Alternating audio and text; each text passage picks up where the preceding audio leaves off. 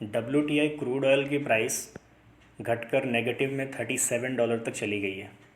ऐसा unprecedented change normally oil market में देखने को मिलता नहीं है, लेकिन इससे पहले 1973 में ऑयल की प्राइस में 400 गुना उछाल हो गई थी, जब अरब कंट्रीज़ ने इसराइल को तेल देने से मना कर दिया था। और इतना बड़ा एक रेडिकल चेंज आज फिर से देखने को मिला है, जब ऑयल की प्राइस में नेगेटिव ₹37 तक जा चुकी है। जब भी किसी क्रूड ऑयल की प्राइस में फॉल होता है तो इसका मतलब ये नहीं कि दुनिया भर की ऑयल मार्केट की प्राइस में फॉल होगा, बल्कि कुछ एक पर्टिकुलर क्रूड ऑयल की प्राइस में ही फॉल होता है। अब यहाँ पे हम समझ लेते हैं कि कौन कौन से क्रूड ऑयल हैं जो हमारे मार्केट में अवेलेबल होते हैं। सबसे पहला है WTI क्रूड ऑयल, जो यूनाइटेड स्टेट्स प्रोड्यूस करता है, और दूसरा है ब्रेंट क्रूड ऑयल, जो नॉर्थ सी में प्रोड्यूस किया जाता है, ब्रिटिश कोस्ट के आसपास। और तीसरा है जो ओमान, दुबई और अबू धाबी का क्रूड ऑयल है, जिसे ओमान दुबई क्रूड ऑयल भी बोलते हैं। अब WTI क्रूड ऑयल का जो कॉम्पोजिशन और जो क्वालिटी है वो ब्रेंट क्रूड ऑयल और दुबई ओमान क्रूड ऑयल से कम मानी जाती है।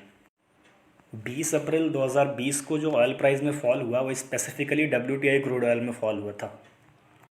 अब उसके पीछे दो रीज़न्स हैं। पहली चीज़ कि यूनाइटेड स्टेट्स ने ऑलरेडी बहुत सारा ऑयल प्रोड्यूस कर लिया है और उनके पास स्टोरेज की कैपेसिटी नहीं है।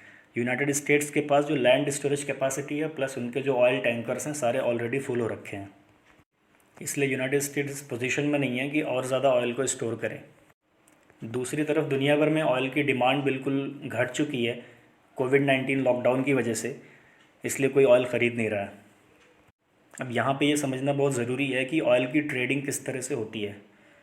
जब भी हम कोई गुड्स खरीदने दुकान पे जाते हैं, शॉप पे जाते हैं, तो हम प्राइस देते हैं, सामान लेते हैं, घर आ जाते हैं। इसका मतलब ये हुआ कि हमारा ट्रांजैक्शन वहीं पे इमीडिएटली सेटल हो जाता है। लेकिन ऑयल मार्केट इस तरह से फंक्शन नहीं करती है, बल्कि ऑयल मार्केट में एक फ्यूचर्स कॉन्ट्रैक्ट बनाया जाता है और जो डिलीवरी हमें फ्यूचर में लेनी है उसकी डीलिंग आज की जाती है। सपोज़ कि जो ऑयल मई में डिलीवर होना है उसकी डीलिंग आज अप्रैल में हो जाएगी, जो जून में डिलीवरी जानी है उसकी डीलिंग मई में हो जाएगी, जो जुलाई में जानी है उसकी जून में होगी। ऐसे करने का एक बड़ा रीज़न ये है क्योंकि जो ऑयल की कंपनीज़ होती हैं उन्हें लॉस ना हो। दरअसल ऑयल एक बहुत ही वोलेटाइल कमोडिटी है और इसकी प्राइस रोज़ चेंज होती रहती है। तो सपोज़ एक ऑयल कंपनी ने $60 पर बैरल के हिसाब से ऑयल प्रोड्यूस किया और 10 दिन के बाद ऑयल की प्राइस घट के $10 तक आ गई, तो उसका बहुत बड़ा लॉस हो जाएगा। इसलिए कंज्यूमर्स का और साथ ही ऑयल प्रोड्यूसर्स का दोनों के इंटरेस्ट को ध्यान में रखते हुए फ्यूचर्स कॉन्ट्रैक्ट बनाए जाते हैं। अब जो WTI क्रूड ऑयल का फॉल आया 20 अप्रैल को, उसका रीज़न ये था कि 21 अप्रैल लास्ट डेट थी मई मंथ के कॉन्ट्रैक्ट को ख़रीदने के लिए WTI क्रूड ऑयल के। अब क्योंकि मई मंथ का कॉन्ट्रैक्ट अभी तक बिका नहीं था और ऑलरेडी WTI क्रूड ऑयल ने प्रोड्यूस कर लिया था और 21 तारीख को उसकी लास्ट डेट थी, इसलिए WTI क्रूड ऑयल के कंपनीज़ ने 20 अप्रैल को उसकी प्राइस घटा के -$37 तक कर दी, जिसका सीधा मतलब ये है कि आप तेल ले जाइए और हर एक गैलन पे आप हमसे $37 उल्टा पैसा भी ले करके जाइए। अब कई सारे एक्सपर्ट इसको यूनाइटेड स्टेट्स की तरफ से एक डेस्परेट अटेम्प्ट भी बता रहे हैं ऑयल की डिमांड को पिकअप करवाने के लिए। अब इस टाइम जब WTI क्रूड ऑयल की प्राइस नेगेटिव में है मई मंथ के कॉन्ट्रैक्ट की, उसी टाइम WTI क्रूड ऑयल के ही जून मंथ के कॉन्ट्रैक्ट की प्राइस अभी भी पॉजिटिव में है। और इसका रीज़न ये है क्योंकि ट्रेडर्स एक्सपेक्ट कर रहे हैं कि दुनिया भर के लॉकडाउन हटेंगे और बाकी दुनिया भर के जो स्टोरेज कैपेसिटी है वो फिर से थोड़ी बढ़ेगी, इसलिए प्राइस फिर से जो है राइज होगी और डिमांड पिकअप करेगी। साथ ही ब्रेंट क्रूड ऑयल और दुबई ओमान जो क्रूड ऑयल है उसकी प्राइस अभी भी पॉजिटिव में है, और उसका रीज़न ये है क्योंकि हर एक कंट्री का अपना अलग सब्सक्राइबर बेस होता है और उनकी डिमांड उसके हिसाब से तय होती है। तो हो सकता है कि इनकी डिमांड अभी भी सिग्निफिकेंट है, और दूसरी बात इनके पास प्रॉपर स्टोरेज है ऑयल को स्टोर करने के लिए। क्वेश्चन ये बनता है कि जब ऑयल की प्राइस नेगेटिव हो गई है तो क्या हमें फ्री में तेल मिलने वाला है? जवाब है नहीं। आपको कुछ सस्ता तेल ज़रूर मिल सकता है, लेकिन ऑयल फ्री नहीं होने वाला है, और इसके 3 बड़े रीज़न्स हैं।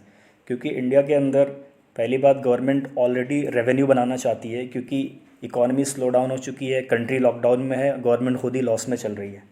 ऐसे में गवर्नमेंट एक्साइज ड्यूटी और वैट दोनों बढ़ा देगी ऑयल की प्राइस पे, इसीलिए कंज्यूमर्स को कुछ ज़्यादा फ़ायदा नहीं मिलेगा।